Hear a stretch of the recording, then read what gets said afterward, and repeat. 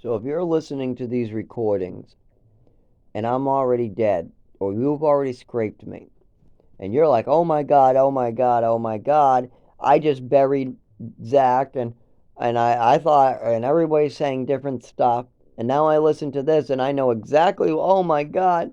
If you're wondering who's responsible for killing me and why I had to suffer at age 7 and how I had to start dying at age 7 and go all the way up to today. And it wasn't that bad at age 8, 9, 10, going on during childhood, but it was very obvious to doctors, teachers, people around me. And without treatment, it was guaranteed to get worse. And it did get worse by the time I was 13, got worse by the time I was 12, got really bad by the time I was 15, got really bad by the time I was 18. Things went completely off the rails by the time I was fucking 18 with my mother. My mother dies at the age of 19, and then I'm just totally downhill, living in the woods, freezing to death, getting head injuries by the time I'm 19. So if you're asking, well, who killed you and why did you have to die? Why did you have to suffer and get hurt all these years? If I'm listening to this, this sounds like crimes. They are. Somebody tried to kill me and they succeeded. They shorted my life and they did. And this is how it happened. My mother decided that she wanted to poison me and play doctor, and she did. She gave me medicines that destroyed my health, extra ones. She gave me an overdose with a mixture of opiates and different pills. I'm assuming opiates, but there was an overdose where I lost the ability to see, move. There was a call. There also was reports going on right after. That was reported over and over and over and over and over and over and over. I was 7 and I just stopped breathing, seeing, moving. I couldn't feel my whole body. I'm sucking on my skin and biting my skin because it feels different all of a sudden. So, of course, I'm going to tell the doctor what's going on. But then my mother lies some more. So, my mother is one of the people who decided to kill me. And that's why I'm suffering today. I was suffering then. I was suffering at age 10, 15. But don't forget, I smile. I'm happy go lucky. When I'm at work, you're going to see me in pain, but I'm going to try to fake being not in pain. I'm going to try to smile. You might see me fall in the chair, but I'm going to say, no, no, no, I'm all right, and then don't pay attention. No, what can I get you? I'll try to destroy it because you're a customer. You're not a doctor. I expect the doctors to listen and see what's wrong with me, but I don't expect my customers to be able to see more than my doctors. I don't expect strangers on the street to come up and ask what's wrong when I'm trying to hide it too. This is when I'm doing good.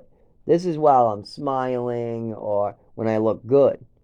Meanwhile, when I'm at the doctor's, I don't try to fake nothing. All I do is I just let me be me.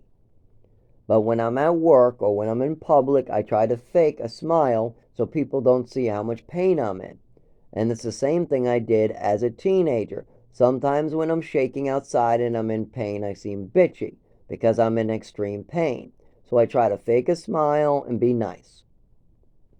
But if you're wondering why I have to go through this, and if you're wondering why you're burying me or why you're listening to this past tense after I'm dead, the people that are responsible for doing this to me is my mother, my father, the state of Massachusetts, mostly my mother in the state. The state allowed me to be trafficked to Texas, allowed multiple records to be disappeared, made it much harder for anybody to help this orphan, and the state allowed that because I was an orphan.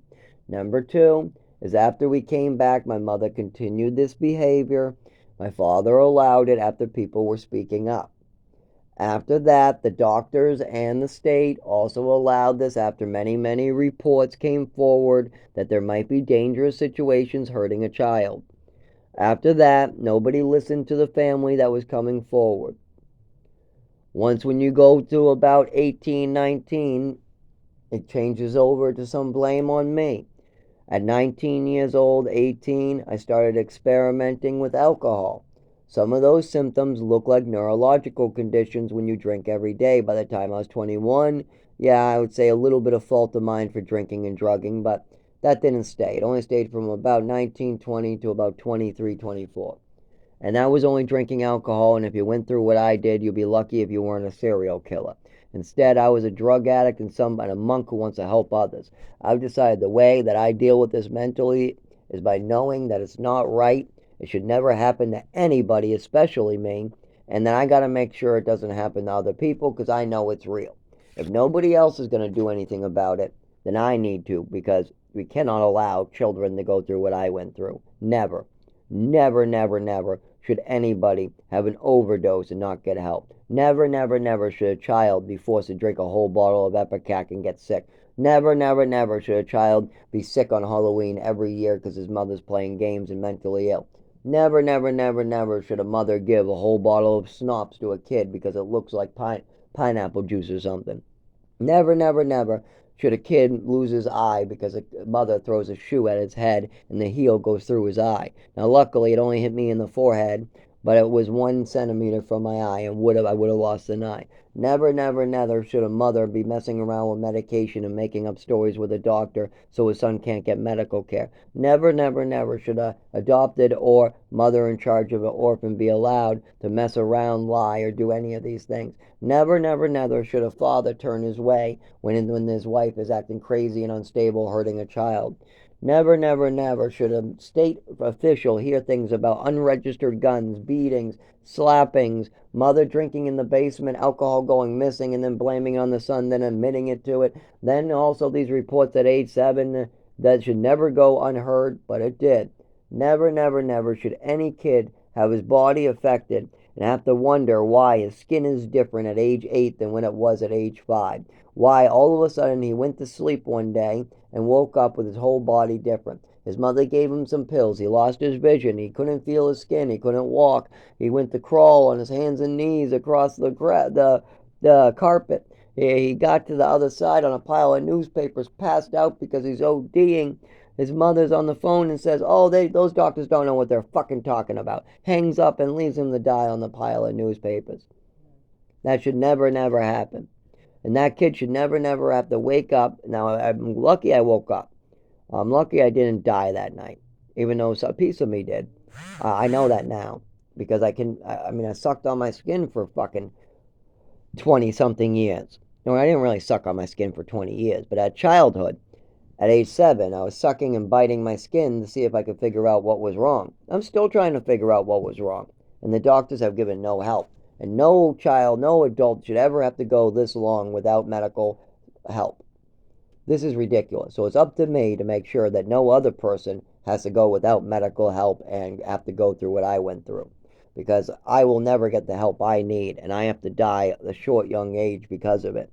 And when you hear this, I'll already be dead. Most of this is for my past tense. So if you're listening to this recording, please go find my body.